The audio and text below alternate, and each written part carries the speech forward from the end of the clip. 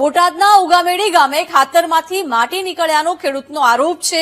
શૈલેષ મોરડિયા નામના ખેડૂતે ખરીદેલા ખાતરમાંથી રેતી નીકળી છે।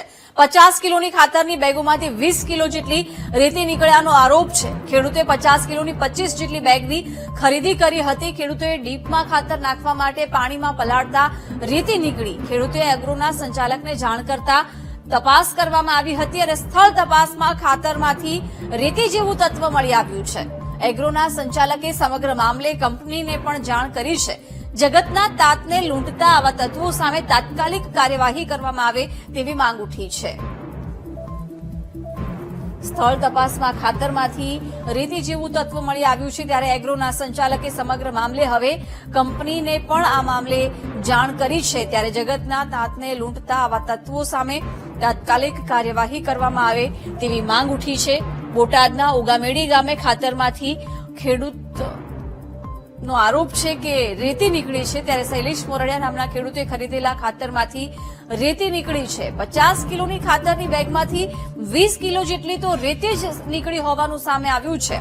બોટાદના ઉગામેડી ગામે ખાતરમાંથી માટી નીકળ્યાનો ખેડૂત દ્વારા આરોપ લગાવવામાં આવ્યો ત્યારે શૈલેષ મોરડિયા નામના ખેડૂતે આ ખાતર ખરીદ્યું હતું। જગતના તાતને લૂંટનાર આવા તત્વો સામે કાર્યવાહી કરવામાં આવે તેવી માંગ ઉઠી છે।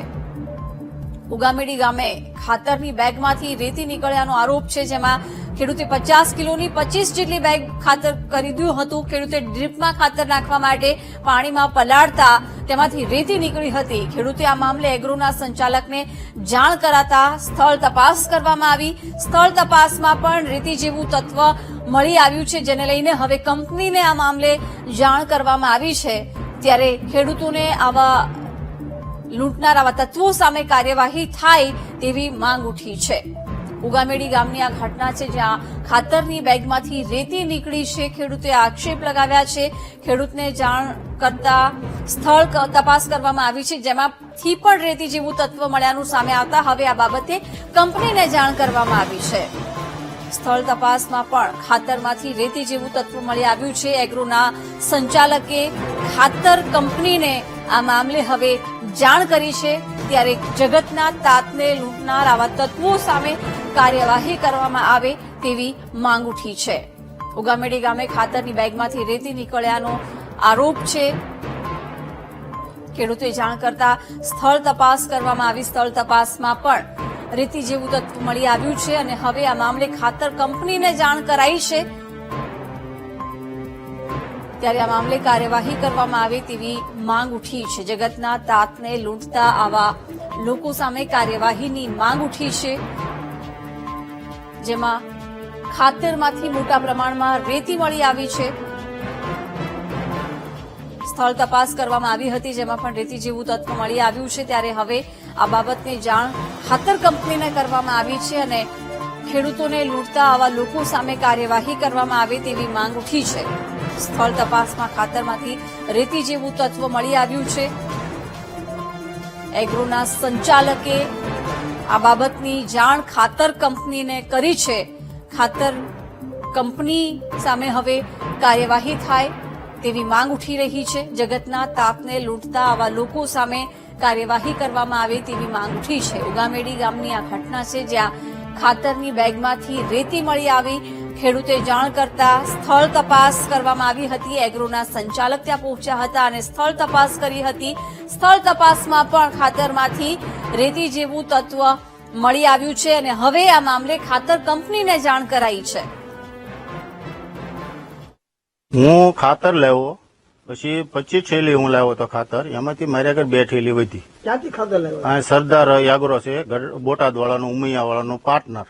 ઉગામેડીમાં? હા ઉગામેડીમાં ત્યાંથી હું લાવ્યો તો એને આપણે રજૂઆત કરી ભાઈ ખાતરમાં મારા રીતની રેતી નીકળે તો તપાસમાં આવે તો એ તપાસમાં આવ્યો જોઈ ગયો મને કે રેતી છે ખરેખર એટલે એને બધું પછી આપણે મેં કીધું મારું પાકું બિલ આપી દે એટલે મને પાકું એને બિલ આપ્યું એટલે પછી આ પમદી મને બિલ મળ્યું એટલે પછી મેં તરત તમને સંપર્ક કર્યો મારે બધે ઠેકાણે અરજી દેવાની છે એટલે પણ પહેલા મારે સાબિત કર્યા વગર કેમ અરજી દેવા જાવ એટલે તમને પહેલા બોલાવ્યા મીડિયા વાળાને અને હવે મારે બોટાદ અરજી દેવા જવાની છે ખેતીવાડી. તમને ક્યારે ખબર પડી કે આ થેલીની અંદર રેતી છે? કેવી રીતે ખબર પડી? મેં મજૂરને એવું કીધું, હું ખાતર બીજું સડાવતો હતો તો મેં કીધું એક બે થેલી આપણે આગળ પડે છે, મેં એક ખોબો ઘરી તું ખાતર લાવી, ઓગળી જાય તો આપણે ડીપમાં સડાવવું છે. તો એ ખાતર ખાટલે બેઠા બેઠા હું ડોલમાં હાથ નાખીને ઓગાળતો, એમાં એવું લાગ્યું ગાંગડા ન ઓગળે એટલે મેં બહાર કાઢ્યું તે રેતીના કાંકરા મને દેખાણા. એટલે મેં તરત એવડી એગરાવાળાને કોન્ટેક્ટ કર્યો, ભાઈ આમાં રેતી નીકળે છે. ઓગળ્યું નહીં, ઉપરનું પડ ઓગળ્યું, પાણી ડોળું થઈ ગયું, નીચે નકરી રેતી જ નીકળી. અને અત્યારે તે મીડિયાની સામે મેં 3 ખોબા ખાતર નાખ્યું, ઓગાળ્યું તો એમાં 2 ખોબા 1.5 ખોબો જેવી રેતી નીકળી. હા, હું પણ અત્યારે તમે આ મીડિયા લોકોને બોલાવ્યા અને હું પણ હાજર હતો ઓગાળતા ત્યારે.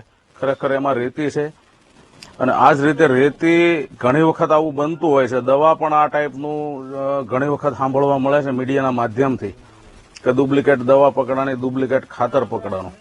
પણ આવા લોકોથી ખાસ ખેડૂતને પણ એક સાવધાન રહેવું જોઈએ. જ્યારે ત્યારે નવી પ્રોડક્ટો આવે છે, બધી જ ખરાબ હોતી નથી, પણ જ્યારે ઘણાને આવું ખેડૂતોને છેતરવા હોય ત્યારે એક જમણવાર રાખી 50 રૂપિયાની ડીશ રાખી અને લાખો રૂપિયાની આવી પ્રોડક્ટો જ્યારે વેચી નાખતા હોય છે ત્યારે ખેડૂત ખરેખર જમણવાર હોય ત્યાં 500 ખેડૂત ભેગા થાય છે. જ્યારે ખેડૂતને આવી ડુપ્લિકેટ પ્રોડક્ટો જ્યારે પકડાય, મીડિયાવાળા લોકો પણ હાજર રહે છે, બહારગામથી આવે છે, ત્યારે 5, 10, 25 ખેડૂત હાજર નથી રહી શકતા. આ એક ખેડૂતની ખાસ બીમારી છે. આમાં ખેડૂત જાગૃત નહીં થાય તો ખેડૂત જ હેરાન થાય છે. ઉગામેડી ગામે ખાતરની બેગમાંથી રેતી નીકળ્યાનો આરોપ ખેડૂતે લગાવ્યો છે. આ મામલે એગ્રોના સંચાલકને પણ બોલાવવામાં આવ્યા હતા. સ્થળ તપાસ કરવામાં આવી. સ્થળ તપાસમાં પણ ખાતરમાં માટી હોવાનું ખુલ્યું છે. આ મામલે હવે ખાતર કંપનીને જાણ કરવામાં આવી છે. ત્યારે ખેડૂતોને લૂંટતા આવા તત્વો સામે કાર્યવાહી કરવામાં આવે તેવી માંગ ઉઠી રહી છે. એગ્રોના સંચાલકે ખાતર કંપનીને આ મામલે જાણ કરી છે. મહત્વનું છે કે જગતના તાતને લૂંટનાર આવા તત્વો સામે કાર્યવાહી કરવામાં આવે તેવી માંગ અત્યારે ખેડૂત દ્વારા કરવામાં આવી રહી છે. ઉગામેડી ગામની આ ઘટના છે કે જ્યાં ખેડૂત દ્વારા ખાતર લાવવામાં આવ્યું હતું, પરંતુ તેમાંથી માટી નીકળ્યાનું સામે આવ્યું છે. ત્યારબાદ તેમણે એગ્રોના સંચાલકને પણ આ બાબતે જાણ કરી હતી. એગ્રોના સંચાલક પણ ઘટના સ્થળ પર પહોંચ્યા હતા અને એમને પણ ફરીથી તપાસ કરી હતી, જે દરમિયાન ખાતરમાં માટી હોવાનું સામે આવ્યું છે, માટી જેવું તત્વ હોવાનું સામે આવ્યું છે. ત્યારે હવે આ મામલે એગ્રોના સંચાલકને જાણ કરાઈ છે.